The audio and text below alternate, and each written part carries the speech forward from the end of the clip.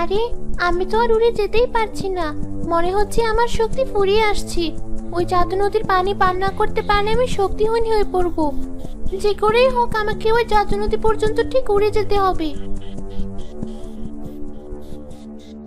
এ কি, আমি তো আর উড়তেই পারছি না। আ কেউ আমাকে বাঁচাও। আরে, এখানে কে এভাবে পড়ে আছে? এই মেয়ে, কে তুই? তোর তো দেখছি পাখাও আছে। তার মানে তুই এক পরী। হ্যাঁ বুড়িমা, আমি এক পরী। এই জঙ্গলের উপর দিয়ে যাওয়ার সময় আমার জাদু শক্তি কমে আসছিল, তাই আমি উঠতে পারছিলাম না।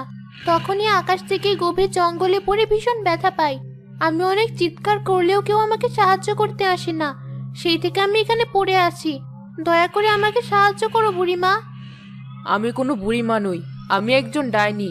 আর আমাদের ডাইনিদের কাজই হলো পরীদের মেরে খেয়ে ফেলা। কিন্তু তুই আমাকে এমন ভাবে ডেকেছিস, তোর প্রতি আমার মায়া লাগছে, তাই তোকে আমি সাহায্য করব। পাশেই আমার কুটির, চল সেখানে আমার সাথে।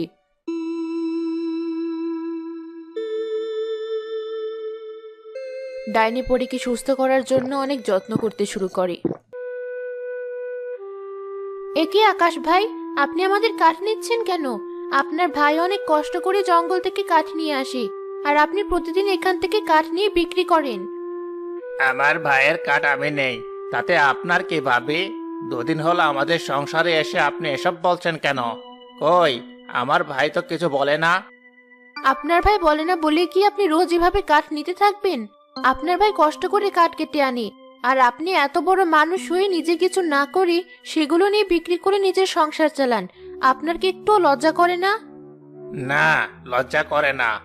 আমার ভাইয়ের জিনিস আমি নেই, তাতে লজ্জার কে আছে? আপনি এসব বলার কে? আর একদিন এসব বললে ভাইকে বলে আপনাকে বাপের বাড়ি পাঠিয়ে দেওয়ার ব্যবস্থা করব। আমি বাড়ি ফিরলাম, তবুও বউ আজ আমার সাথে কোনো কথা বলছে না, আবার পানিও এগিয়ে দিল না। নিশ্চয়ই কিছু গোলমাল আছে, ভালো করে কথা বলে জানতে হবে, না হলে পরে আবার আরো বেশি রাগ করবে। কি গো বউ, এমন মনমরা হয়ে বসে আছো কেন? আমি কাঠ কেটে ঘরে ফিরলাম, আর তুমি তো আমাকে একটু পানিও এগিয়ে দিলে না। কি হয়েছে আজ তোমার? কি আর হবে, আমার পোড়া কপাল। তুমি খেটে মরবে, সারাদিন জঙ্গলে ঘুরে ঘুরে কাঠ কেটে আনবে, আর সেই কাঠ তোমার ভাই নিয়ে বিক্রি করবে। কিন্তু তাকে নাকি আমার কিছু বলা যাবে না। আমি নাকি কেউ না এসব বলার। থাক বউ, তুমি ওর কথা কিছু মনে করো না। ছোটবেলা থেকে ও একটু ওরকম। তুমি এখন আমাকে একটু খেতে দাও দেখি।